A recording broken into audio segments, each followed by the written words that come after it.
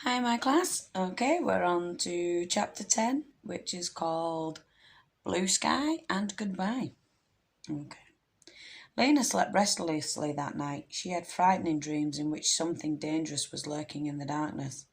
When the lights came on in the morning and she opened her eyes, her first thought was the door in the pipeworks. And then right away she felt a thud of disappointment because the door was locked and someone else, not her, knew what was behind it. She went in to wake Granny. "Time to get up," she said, but Granny didn't answer. She was lying with her mouth half open and breathing in a strange hoarse way.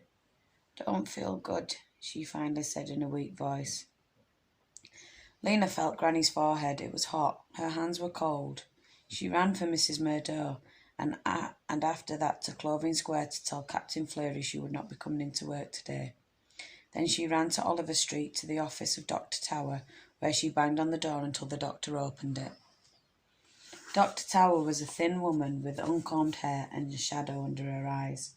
When she saw Lena, she seemed to grow even more tired. "Dr. Tower," Lena said, "my grandmother is sick. Will you come?" "I will," she said, "but I can't promise to help her. I'm low on medicine." "But come and look. Maybe she doesn't need medicine." Lena led the doctor the few blocks to her house. When she saw Granny, the doctor sighed. "How are you, Granny Mayfleet?" she asked. Granny looked at the doctor warily. "I think I'm ill," she said. Dr. Tower laid a hand across her forehead and she asked her to stick out her tongue and listen to her heart and her breathing. "She has a fever," the doctor told Lena. "You'll need to stay home with her today. Make her some soup, give her water to drink. Put rags in cool water and lay them across her forehead." She picked up Granny's bony hand in her rough reddish one. "What's best for you is sleep today," she said. "Your good granddaughter will take care of you." And all day that's what Lena did. She made a thin soup of spinach and onion and fed it to Granny a spoonful at a time.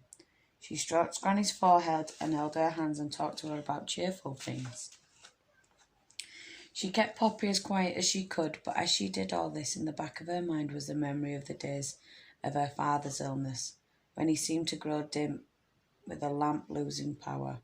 The sound of his breathing was like water gurgling through a clogged pipe. Though she didn't want to, she also remembered the evening when her father let out one last short breath and didn't take another, and the morning a few months later when Dr. Tower emerged from her mother's bedroom with a crying baby and a face that was heavy with bad news. In the late afternoon, Granny got restless. She lifted herself up on one elbow. "Did we find it?" she asked Lena. "Did we ever find it?" "Find what, Granny?" "The thing that was lost," Granny said. "The old thing that my grandfather lost." "Yes," said Lena. "Don't worry, Granny. We found it. It's safe now." "Oh, good." Oh, good. Granny sank back into her pillows and smiled at the ceiling. "What a relief," she said. She coughed a couple of times, closed her eyes and fell asleep. Lena stayed home from work the next day as well. It was a long day. Granny dozed most of the time. Poppy, delighted to have Lena at home to play with, kept toddling over with things she'd found. Dust rags, kitchen spoons, stray shoes, and whacking them against Lena's knees, saying, "Play with this, play with this." Lena was glad to play with her, but after a while she'd had enough of spoon banging and rag tugging and shoe rolling. "Let's do something else," she said to Poppy. "Shall we draw?" Granny had drunk a cupful of soup for dinner and was falling asleep again, so Lena got out her coloured pencils and two of the can labels she'd been saving. They were white on the back and made good enough drawing paper if you flattened them out.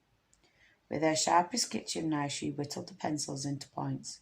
She gave a green pencil and one can label to Poppy, and she herself took the blue pen and smoothed out the other can label on the table.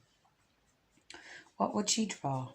Taking hold of a pencil was like opening a tap inside her mind, through which her imagination flowed. She could feel the pictures ready to come out. It was sort of a pressure like water in a pipe. She always thought she would draw something wonderful, but what she actually drew never quite matched the feeling. It was like when she tried to tell a dream. The words never really captured how it felt. Poppy was grasping the pencil in her fist and making a wild scribble. "Look at it," she cried. "Lovely," said Lena. Then, without even a clear idea of what it was to be, she began her own picture. She started on the left side of the can label. First, she drew a tall, narrow box, a building. Then more boxes next to it, a cluster of buildings. Next, she drew a few tiny people walking on the street below the buildings. It was what she nearly always drew, the other city. And every time she drew it, she had the same frustrating feeling. There was more to be drawn. There were other things in the city. There were marvels there. She couldn't imagine what they were.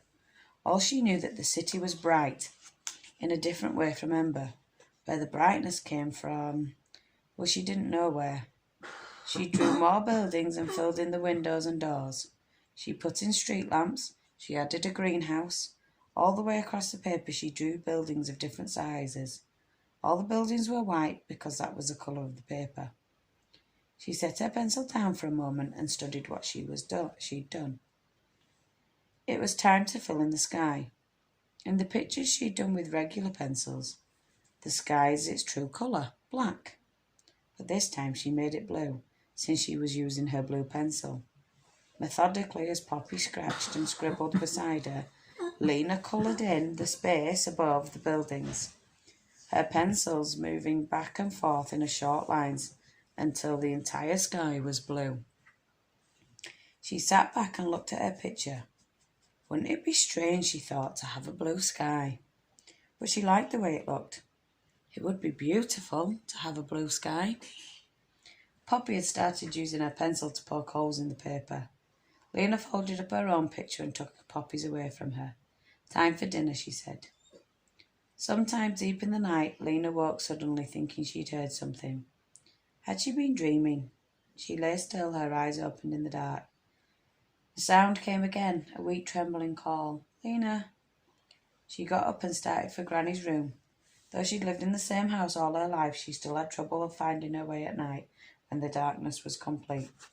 It was as if the walls had shifted slightly and the furniture moved to new places. Lena stayed close to the walls, feeling her way along. Here was her bedroom door. Here was the kitchen and the table. She winced as she stubbed her toe on one of its legs. A little farther she'd come to the far wall and the door to Granny's room. Granny's voice was like a thin line in the deep air. Lena, come and help. I'm coming, Granny, she called. She stumbled over something, a shoe maybe, and fell against the bed. Here I am, Granny, she said. She felt Granny's hand. It was very cold. I feel so strange, said Granny. Her voice was a whisper. I dreamed about my baby. Or someone's baby. Lena sat down on the bed. Carefully she moved her hands over the narrow ridge of her grandmother's body until she came to her shoulders, where her fingers tangled in the long wisps of Granny's hair. She pressed a finger against the side of Granny's throat to feel for her pulse, as the doctor had shown her. It was fluttery like a moth that had hurt itself and flapping in crooked circles. Can I get you some water, Granny? Lena asked, because she couldn't think of what else to do. No water, Granny said. Just stay for a while. Lena tucked one foot underneath her and pulled part the blanket over her lap.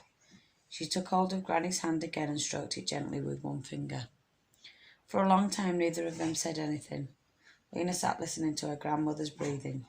She would take a deep, shuddering breath and let it all in and sigh. Then there would be a long silence before the next breath began. Lena closed her eyes. No use keeping them open. There was nothing to see but the dark. She was aware only of her grandmother's cold, thin hand and the sound of her breathing. Every now and then Granny would mumble a few words and Lena couldn't make it out. Then Lena would stroke her forehead and say, Don't worry, it's all right. It's almost morning, though she didn't know if it was or if it wasn't. After a long time, Granny stirred slightly and seemed to come awake. You go to bed, dear, she said. I'm all right now. Her voice was clear but faint. You go back to sleep. Lena bent forward until her head rested against Granny's shoulder. Granny's soft hair tickled her face. All right then, she whispered. Good night, Granny. She squeezed her grandmother's shoulders gently and stood up. A wave of terrible loneliness swept over her. She wanted to see Granny's face, but the darkness hid everything. It might still be a long time until morning, she didn't know. She groped her way back to her own bed and fell into a deep sleep. And then hours later the clock struck 6 and the lights came on. Lena went fearfully into her grandmother's room. She found her very pale and very still, and all the life had gone out of her. Okay, so that was the end of Blue Sky and Goodbye. And we'll be on with the next chapter soon. Okay, class, bye.